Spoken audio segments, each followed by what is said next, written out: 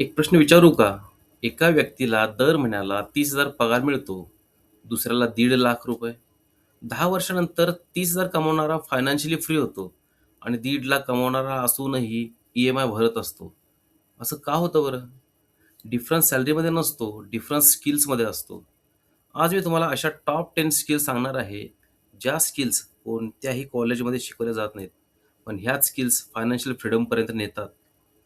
नमस्कार मित्रांनो, मी संदीप गायकवाड. फायनान्शियल फ्रीडम ब्लूप्रिंटच्या डे 2 मध्ये तुमचं मनापासून स्वागत. काँग्रॅच्युलेशन्स सर्वांना, तुम्ही डे 1 सक्सेसफुली कंप्लीट केला. डे 1 मध्ये आपण माइंडसेट बिल्ड केला. आजपासून आपण प्रॅक्टिकली फायनान्शियल स्किल्स शिकायला सुरुवात करणार आहोत. रिमेंबर, इन्कम तुम्हाला कम्फर्टेबल बनवते, स्किल्स तुम्हाला फायनान्शियली फ्री बनवतात. तर चला सुरुवात करूया. Skill number 1, goal setting. Goal नसलेला माणूस गुगल मॅप शिवाय प्रवास करणाऱ्या व्यक्तीसारखा असतो.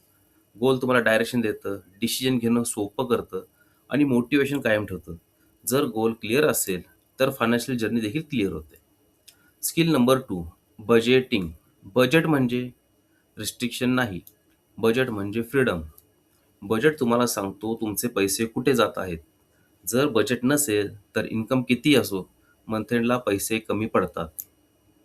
Skill number 3, expense tracking. एक छोटासा प्रश्न. तुम्ही मागच्या महिन्यात फूड डिलिव्हरीवर किती खर्च केला? शॉपिंगवरती किती खर्च केला? जर उत्तर माहीत नसेल, तर एक्सपेन्स ट्रॅकिंग सुरू करण्याची वेळ आली आहे. What gets tracked gets improved. Skill number 4, saving habit. Saving म्हणजे जे उरतं ते वाचवणं नाही.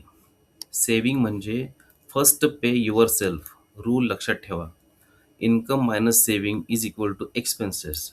हा रूल फॉलो केला तर वेल्थ तयार व्हायला सुरुवात होते. Skill number 5, investment knowledge. Savings पैसे सुरक्षित ठेवते, इन्व्हेस्टमेंट पैसे वाढवते. इन्व्हेस्टमेंटबद्दल बेसिक नॉलेज असणं आजच्या काळात लक्झरी नाही, नीड आहे, गरज आहे. Skill number 6, risk management. कल्पना करा तुमच्याकडे इन्व्हेस्टमेंट आहे, पण इन्शुरन्स नाही. इमर्जन्सी आली आणि सगळी इन्व्हेस्टमेंट तोडावी लागली. म्हणून फायनान्शियल प्लॅनिंगमध्ये रिस्क मॅनेजमेंट खूप महत्त्वाचं आहे. Skill number 7, discipline. Financial freedom मिळवणारे लोक स्मार्ट नसतात, ते डिसिप्लिन्ड असतात. दर महिन्याला SIP, regular savings, budget follow करणं, यालाच डिसिप्लिन म्हणतात. Skill number 8, decision making. प्रत्येक दिवस आपण फायनान्शियल डिसिजन्स घेत असतो.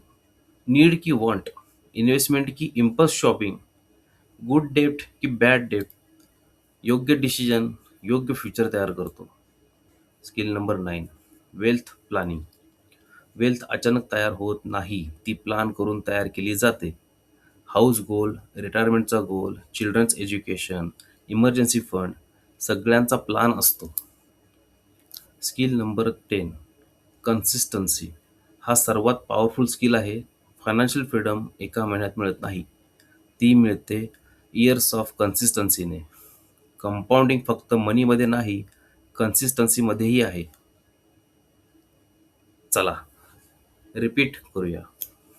गोल setting, budgeting, expense tracking, saving habit, investment knowledge, risk management, discipline, decision making, wealth planning, consistency. जर या 10 स्किल्स तुम्ही डेव्हलप केल्या, फायनान्शियल फ्रीडम फक्त स्वप्न राहणार नाही, रिॲलिटी बनेल. आता तुमच्यासाठी एक चॅलेंज. नोटबुक काढा आणि या 10 स्किल्स समोर स्वतःला 10 पैकी मार्क्स द्या. उदाहरणार्थ गोल सेटिंग 10 पैकी 8, बजेटिंग 10 पैकी 5, इन्व्हेस्टमेंट नॉलेज 10 पैकी 3, कन्सिस्टन्सी 10 पैकी 6. जिथे स्कोर कमी आहे तिथे इम्प्रूव्हमेंट सुरू करा. मित्रांनो, फायनान्शियल फ्रीडम हा पैसा कमवण्याचा गेम नाही, तो स्किल्स डेव्हलप करण्याचा गेम आहे. जर स्किल्स वाढले तर इन्कम वाढेल, इन्कम वाढली तर इन्व्हेस्टमेंट वाढेल आणि इन्व्हेस्टमेंट वाढली तर वेल्थ तयार होईल. कमेंटमध्ये आत्ताच लिहा, my financial skill score is out of 100 this. आणि पुढच्या व्हिडिओमध्ये आपण शिकणार आहोत मनी माइंडसेट, गरीब आणि श्रीमंत यांच्यामधील सर्वात मोठा फरक. मी Sandeep Gaikwad. Thank you so much. See you in the next video.